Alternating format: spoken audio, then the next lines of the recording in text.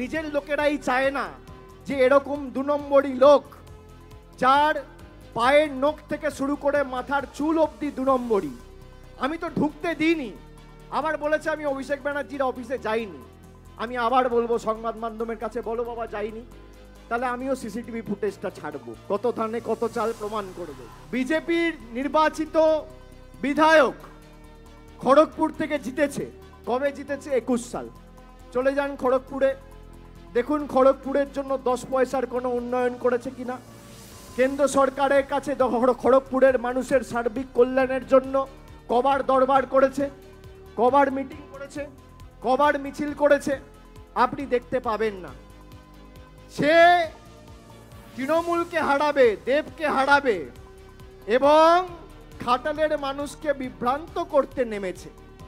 আমি বলবো আগে খড়গপুর সামলাও, পরে তুমি ঘাটাল নিয়ে ভেবো।